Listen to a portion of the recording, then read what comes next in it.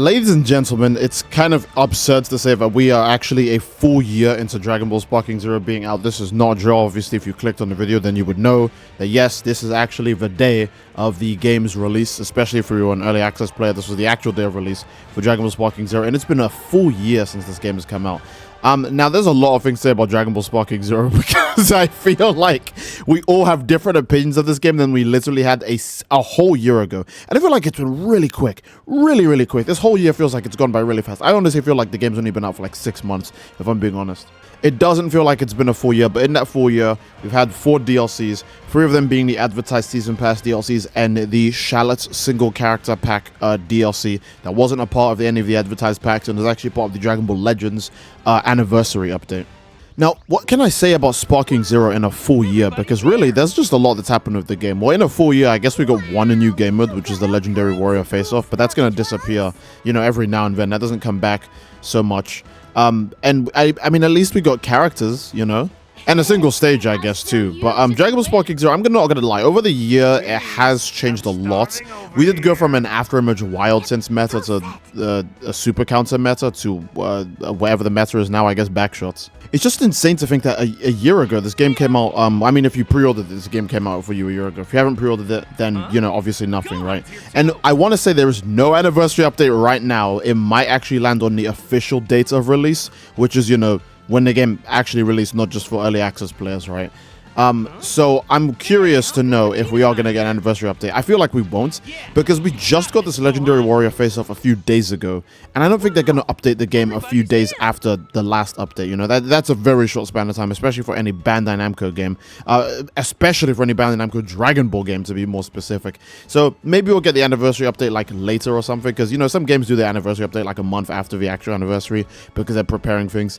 But Dragon Ball Sparking Zero in general, there's even nothing in the notifications, in case if anyone is wondering. Notifications are here.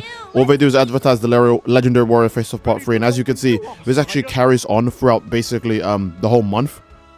And I guess I ask early, what did you guys want to see of Sparking Zero in the year after the game's release? What did you want to see the most? Was it a single character? Was it a DLC pack? Was it a stage? Let me know what you were expecting the most in this game over the course of the year, because I think we all need Shannon at this point to get the Tenkaichi 4 that we all had dreamed and envisioned.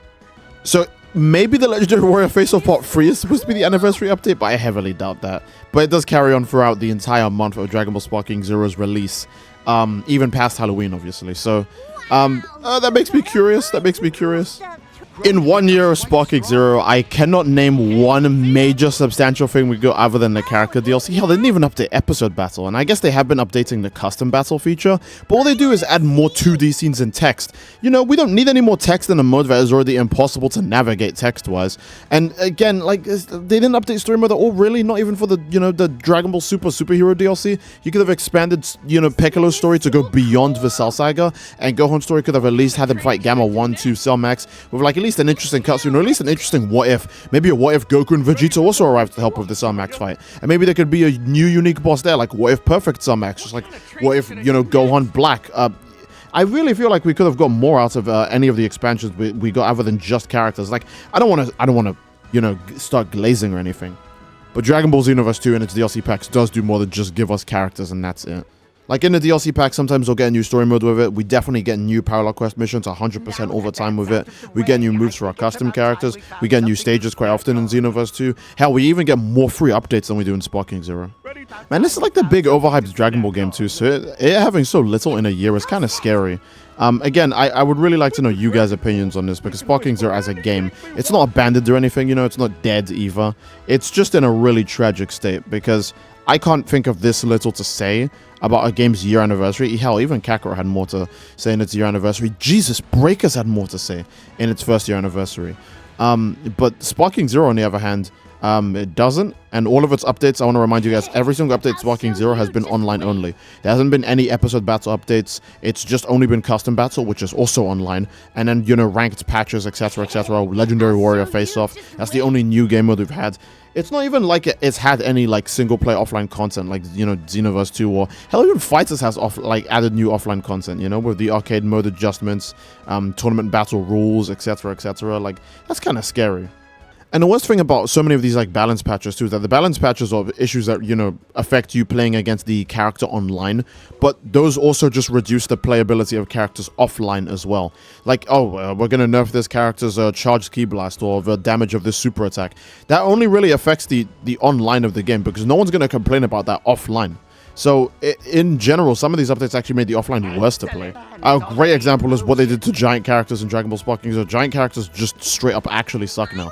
So, offline, it's just not going to be as, like, exciting to fight them. And then also, if you play as one, you're just going to have a much worse time as well. Even though you're not fighting another player, you're just fighting other CPU. Hell, I even remember one of the bigger patches for Sparking Zero only happens because there was a big, like, Global War tournament, and the Global War tournament kind of exposed a lot of the issues with the game, such as, you know, running around to avoid instant sparking, or to avoid people's sparking modes in general. You could literally just run away from them, and there was very little they could do about it. You could also just, you know, chain, like, UI Goku's, like, charge ki blast forever to basically just win any fight with no difficulty, and that was really fun. We had good times, though, over the 1 year, I guess. Even if Sparking Zero itself wasn't all of the sources of our good times, we had good times when the game was coming out. We had good times with the press release footage. We had good times with everything. Sparking Zero in general, I still feel like is something that needs to happen. Whether you you like the current state of it now or not, it still needed to happen because it did adjust the anime gaming space quite a bit. It made people, you know, a bit more skeptical of things. It made people analyze things a bit better. It made people, you know, just see these things a bit easier, you know. One thing I still wish is that if we do get an actual 1 year anniversary update, can we please have Gohan Black playable? I feel like too many people have asked for that, and it not being done after a year is kind of scary. Man, but I am glad though. Sparking Zero is like one of the only games, I guess, that has Goku's like modern outfit in it, and by like that I mean like it's his Dragon Ball Super outfit, but specifically like the Dragon Ball Super Broly variation of it. I guess that matters less the moment you realize that they won't add any other outfits to the game. Like, okay, some of the outfits in this game look really good. Okay, sure.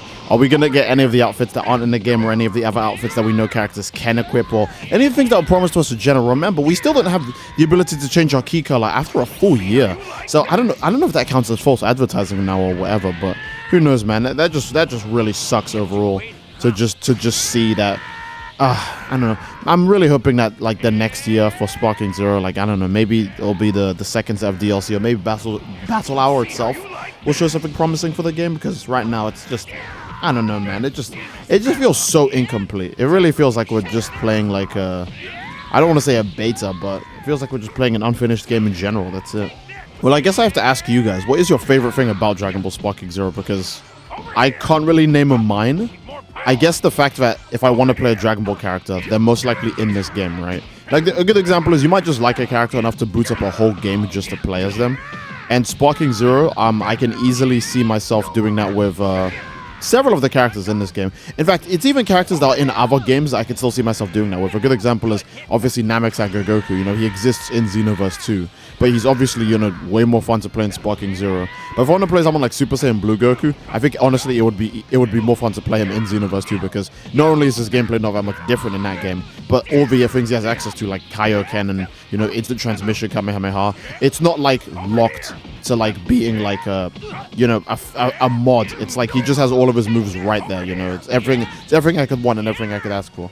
And we've been hearing news about this game forever, and now it's just like, now that it's out, it's like how many people talk about it, you know? How many of your favorite YouTubers make Sparking Zero videos the way they were making Xenoverse and Fighters videos when those two games dropped, you know? It's like, I don't know, man. Sparking Zero, it's kind of hard. Like, even if you're the biggest fan ever, it's really hard to deny that it is in a super rough place right now. So it's going to be a somber, well, this video is going to be a somber anniversary video, but, you know, maybe they'll actually announce something cool for the actual official anniversary date for the game. Obviously, we know we're going to get the second batch of DLC next year. That's one thing over another. They probably could have announced that today and would have generated more hype. But who knows? I would like to still see something for this game this year. I don't want to just find out that all the updates for this game are going to happen next year. You know, any patches that happen for this game are going to be next year. That would basically mean that there's just nothing to look forward to on this game for its first year anniversary, which would really suck. But man, you could literally just give out like Gohan Black like only, and I mean it wouldn't satisfy people, but it would do a lot to like cater to the average Dragon Ball fan, you know, give a Dragon Ball fan like Goku, Vegeta, Gohan, and they're happy, you know. So Gohan Black, that's like easy peasy. Well, not much else to say about Sparking Zero, sadly. Again, in a year, not too much. They added a few characters and a few transformations. Like, that's pretty cool, and we got some patches, and maybe Legendary Warrior Face-Off shows up every now and then. But really, it's not a game that I think too many people enjoy actually, like, playing, per se. I think people enjoy the idea of its existence, and potentially some of the really rare custom battles you might run into every, few months, but I think that's pretty much it for Sparking Zero. It's probably something that people enjoy watching more than actually playing, based on any time you see someone's reaction to it. So I guess that's a good place to end the video. Dragon Ball Sparking Zero is the first year anniversary. It's kind of rough, but maybe they'll announce an anniversary update that would, pretty much fix all of the issues I'm having with the kind of very quiet celebration we're having right now. So that's it. I do hope you guys enjoyed the video, and if you did, obviously, again, please leave a like on the video. Don't forget to subscribe, as it greatly supports the channel, and leave a comment down below as to what you'd like to see next, fellas. I do love you all. I hope you all enjoyed, and I'll see you all next time. Take care and peace.